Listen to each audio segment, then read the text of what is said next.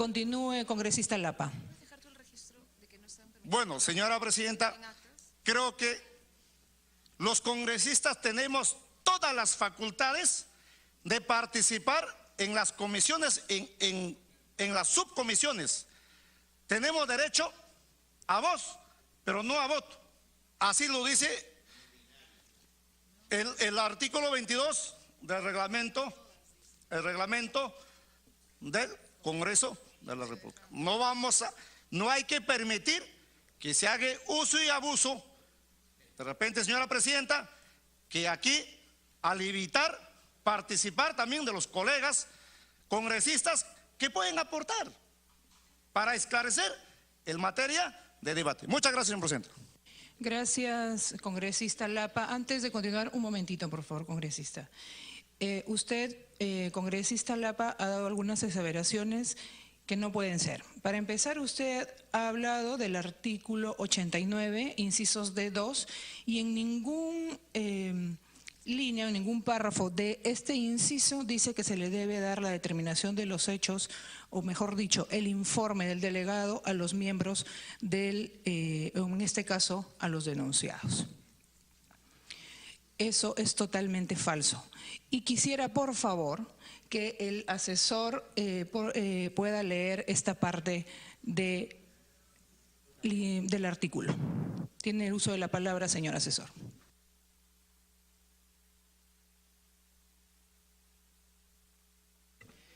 Artículo, Reglamento del Congreso de la República, artículo 89, inciso D4, parte pertinente. D2. D2. Para el proceso de investigación, la subcomisión podrá delegar en uno de sus integrantes la realización en un plazo no mayor de 5 días hábiles posteriores al acto de delegación los siguientes actos procesales: la determinación de los hechos en materia de la investigación, la evaluación sobre la pertinencia de las pruebas y o indicios y la recomendación para la actuación de otros medios probatorios que sean necesarios. Una vez determinados los hechos que son materia de la investigación y las pruebas e indicios que se han de actuar, el congresista delegado dará cuenta por escrito a la presidencia de la subcomisión sobre estos actos, en mérito de lo cual se convocará en un plazo no mayor de 5 días hábiles a sesión para realizar la respectiva audiencia y notificará al denunciante denunciado a los testigos y peritos. Gracias, señor asesor. Y en segundo punto, señor congresista, usted está mencionando acerca de la voz de todos los congresistas. Esta es una audiencia que está estipulada en el artículo 89, inciso D4, en el cual solamente los miembros de la subcomisión pueden hacer uso de la palabra. Lea, por favor, señor secretario.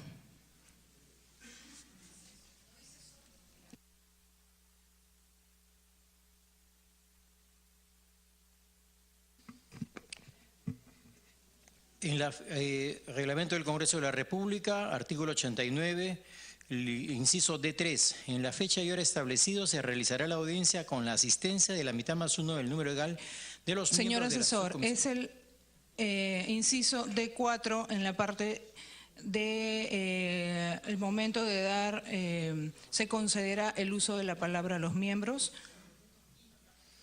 Quinto párrafo.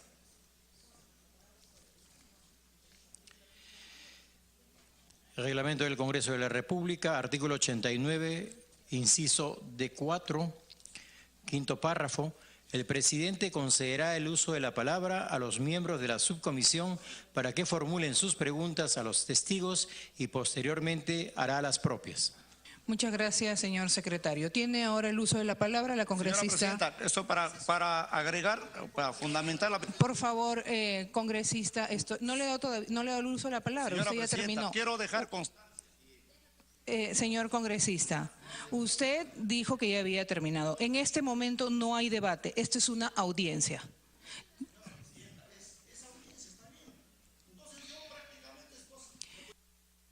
Señora, la presidenta no sí, se tampoco... Por favor, señor congresista, estamos en una audiencia, no estamos en una sesión ordinaria y acá no hay debate. Tiene el uso de la palabra la congresista Karina Beteta. Gracias, presidenta. Presidenta, solamente voy a dar algunos puntos que es necesario. Primero, Presidenta, la práctica parlamentaria, y entendemos posiblemente al colega que recién forma parte de la subcomisión de acusaciones constitucionales y por ello hay una confusión respecto de que tendrían que hacerse la notificación a las personas con el informe del congresista ponente. Eso no es así. La notificación se refiere que los han convocado a los señores denunciados, los miembros del Tribunal Constitucional, y no han querido venir, están en su derecho. De la misma manera han procedido a notificar a los testigos y están presentes, como también a los denunciantes.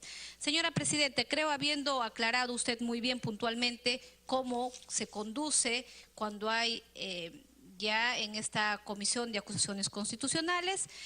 Y continuando con ello, Presidenta, acá es un caso claro y preciso que nosotros tenemos que dejar constancia. Primero, que no se puede tratar de confundir una aclaración que no es un recurso, ¿no? Una aclaración, como ya muy bien lo han dicho los testigos que han hecho uso de la palabra, una aclaración puede ser una corrección simple, pero de ninguna manera se puede cambiar el sentido de una sentencia. ¿Qué es lo que quiere generar los miembros del Tribunal Constitucional? O sea, un precedente negativo en el derecho procesal. Eso no se puede permitir. Y para ello los colegas congresistas hemos sido elegidos.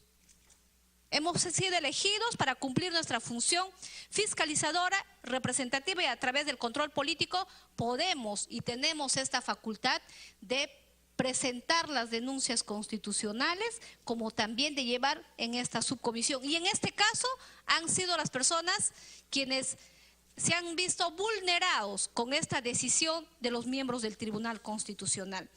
Además de ello, me hubiera gustado, y le digo a través de sus defensores, a la doctora María Elena Ledesma. La doctora María Elena Ledesma es especialista en derecho procesal civil y por ende ella sabe perfectamente que tiene que tener mucho tino y mucho cuidado cuando vamos a hablar de una aclaración, de una reposición o cuando se habla de una nulidad o de una apelación. El sustento por el cual dicen que el caso no está cerrado es que existe un recurso de reposición. Por ello, mi alusión a la doctora María Elena Ledesma, porque ella es procesalista. Me hubiera gustado que ella nos hubiera explicado hasta qué punto un recurso de reposición abre un proceso luego de que exista una sentencia. Y una sentencia firme con calidad de cosa juzgada.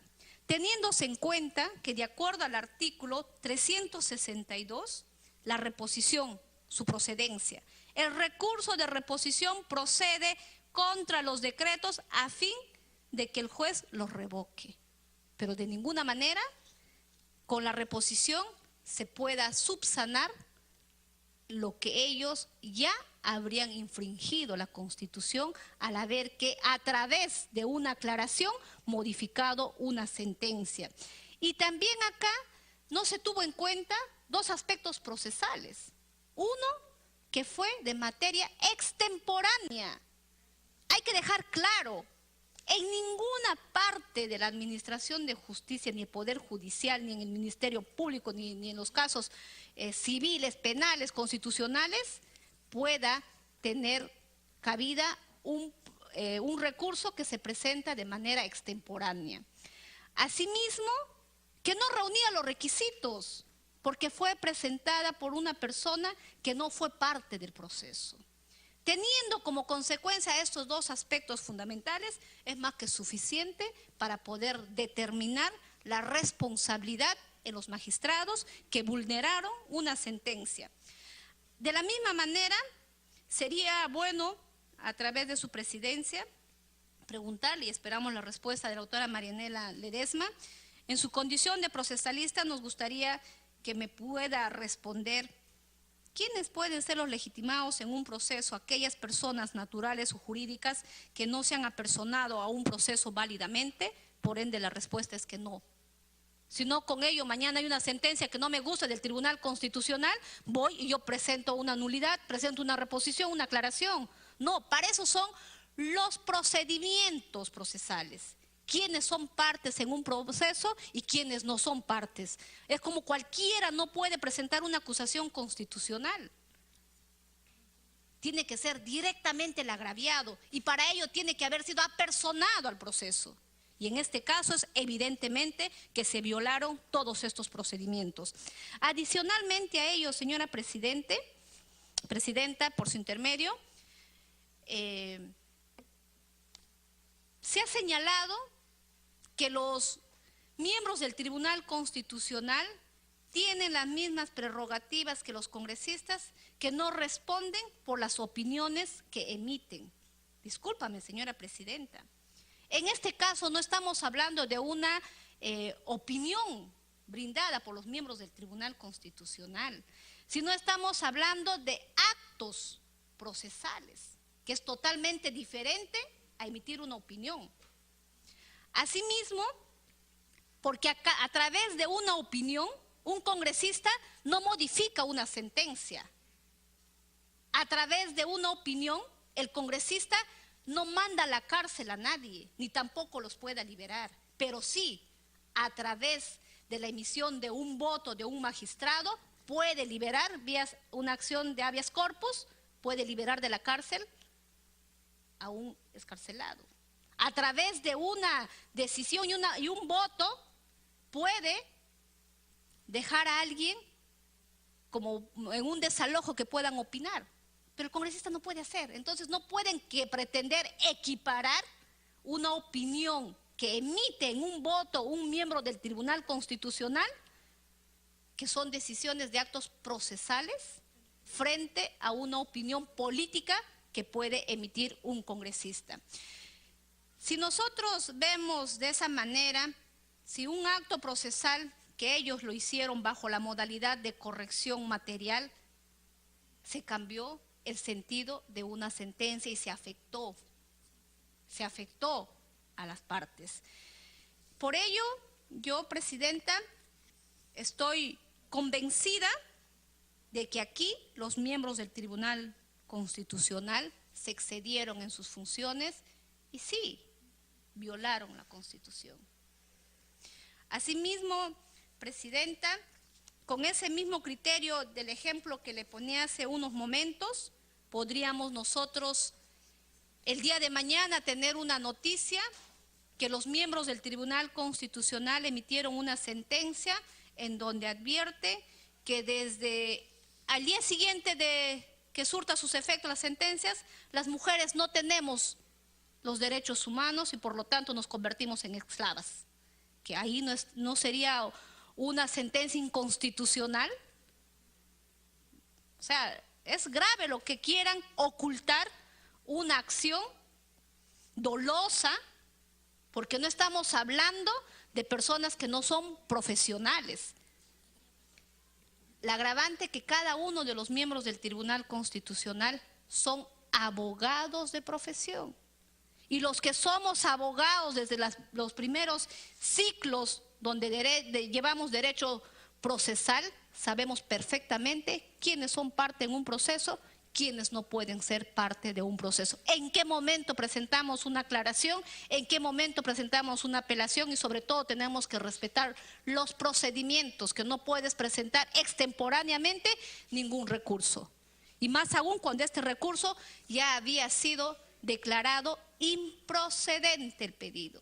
Consecuentemente, está claro la evidencia que aquí sí pues cometieron infracción a la Constitución. Y eso no podemos pretender equiparar de ninguna manera que ellos no responden por sus votos, opinión del voto, amparados en querer pretender con la misma prerrogativa de un congresista que incluso el Parlamento, no todos son abogados. Por eso la Constitución es muy sabia y hace una diferenciación en ello. Pero los miembros del Tribunal Constitucional están integrados todos por abogados. Y en este caso, en este Tribunal Constitucional ha formado parte una profesional, especialista en derecho procesal. O sea, no es que no sabía, no es que desconocía. Entonces, Presidenta, creo la denuncia constitucional tiene fundamento, tiene asidero legal y yo veo que se está respetando todos los procedimientos conforme lo señala el reglamento del Congreso. Para terminar, no es que como yo sí discrepo acá con el doctor Blume cuando dice hay que tener cuidado porque estos hechos ya se han llevado a la Corte Interamericana de Derechos Humanos. Eso, si bien es cierto, se han ido los miembros del Tribunal Constitucional, se han ido a presentar una queja, mintiendo incluso, porque dice el Congreso le persigue, y no es cierto. Son los agraviados quienes válidamente han presentado una acusación constitucional. Y justamente respetando el debido proceso es que se han procedido a notificar a ambas partes para que puedan hacer los descargos respectivos. Yo he escuchado a todos los magistrados, ex magistrados del Tribunal Constitucional que coinciden. Han señalado que ahora son los testigos, han señalado que sí, efectivamente, el voto estaba clarísimo. Entonces no había mayor discusión. Que otra cosa han querido hacer una trampa muy diferente, a través de una aclaración, modificar una sentencia, eso no se puede permitir en un Estado democrático y en un Estado de derecho. Gracias, Presidenta. Gracias, congresista Beteta. Tiene el uso de la palabra el doctor Blume. Sí, con todo respeto a la distinguida congresista Karina Beteta, creo que hay un error cuando usted me ha imputado que yo he dicho lo que no he dicho. Quería aclararlo. A través de la mesa, por favor. Gracias, doctor. Tiene el uso de la palabra el congresista Gino Costa. Muchas gracias, Presidenta. Saludar a los abogados de los denunciantes y de los denunciados y a los distinguidos magistrados del Tribunal Constitucional en ejercicio que lo fueron recientemente. Yo solo hacer una reflexión sobre la responsabilidad que tenemos entre manos. Me parece muy claro después de haber escuchado a los abogados de los denunciantes y de los denunciados que estamos ante una decisión del Tribunal Constitucional tremendamente controvertida. Y con ello lo que quiero decir es que hay argumentos de peso para defender la decisión adoptada por el Tribunal Constitucional. Yo los he escuchado esta mañana, no los había escuchado con esa claridad, y también he escuchado argumentos de mucho peso para cuestionar esa decisión del Tribunal Constitucional, y por eso digo que estamos ante una decisión controvertida. Y el propio hecho de que, tratándose de un auto que hubiera podido, como ha dicho el magistrado Sardón, ser rápidamente resuelta, a su criterio era muy fácil resolverla, estaba muy claro para él que había que declarar infundada ese recurso, improcedente, perdón, ello no hubiera podido lograrse. Y tomó el tribunal dos largos años para hacerlo, y si a esto le sumamos los 8 meses que le tomó al tribunal anterior para no poder llegar a una decisión, entonces, como digo, tratándose de un auto, de una medida relativamente sencilla y obvia, está claro que primaron, digamos, argumentos de un lado y del otro para hacer difícil esa toma de decisión aparentemente sencilla. Y lo segundo que quería decir es que no solo demoró esa toma de decisión, que contó con argumentos a favor y en contra para la adopción de la misma. Los testigos nos han brindado, digamos, su propia perspectiva sobre su participación en el proceso. Y la mayoría de ellos, digamos, desde una postura crítica a la decisión adoptada por el Tribunal Constitucional en la mayoría de los casos.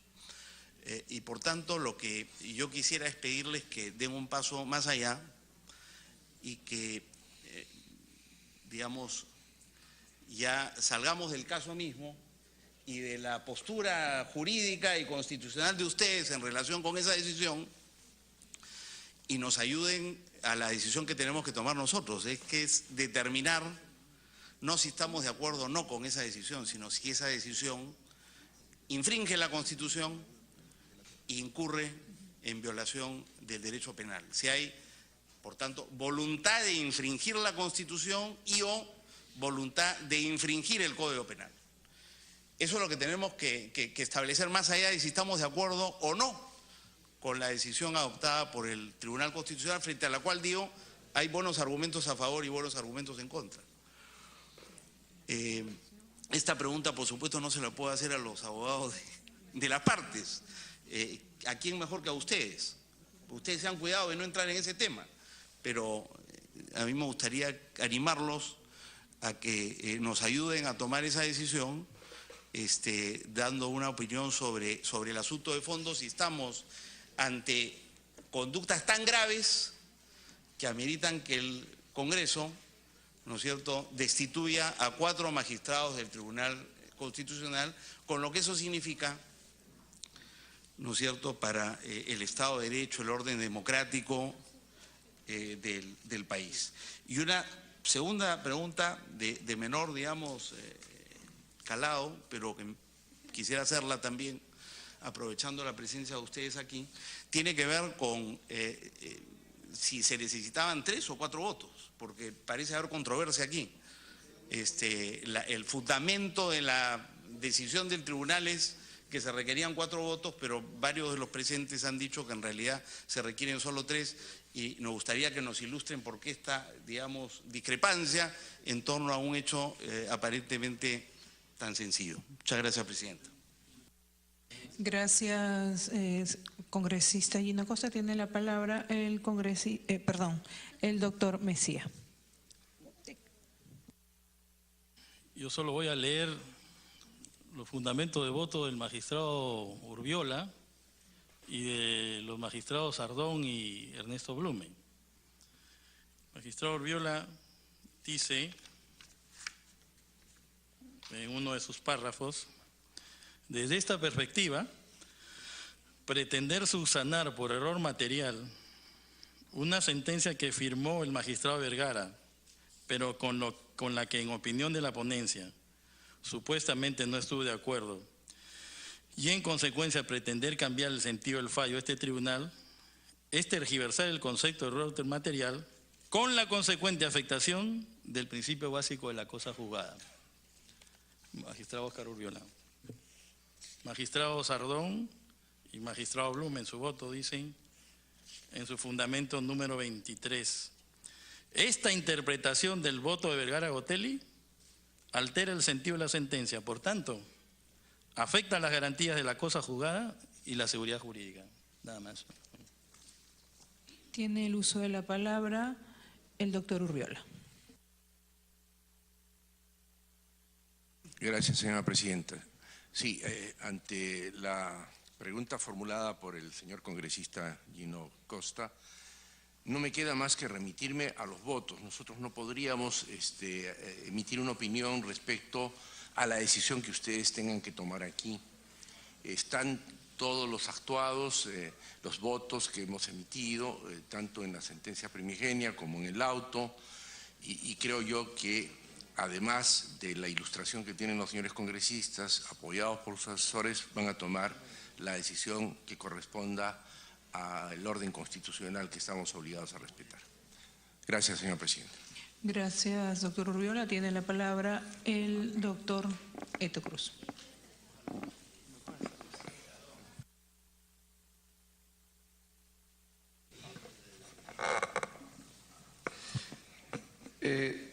Ab initio dije, señora presidenta, señores congresistas, de que los testigos no deberían dar opiniones sobre temas axiológicos o valorativos. Eso no es correcto. Hablan sobre aspectos fácticos Un aspecto fáctico, pero de orden normativo, es la pregunta que el doctor Gino aclaraba, y el artículo 5, primero, segundo, tercero, cuarto párrafo dice que para conocer en última y definitiva instancia las resoluciones denegatoria de proceso de amparo, habeas corpus, habeas data y cumplimiento, etcétera, etcétera, se requieren 3 votos. Eso está allí establecido explícitamente en la ley orgánica del Tribunal Constitucional.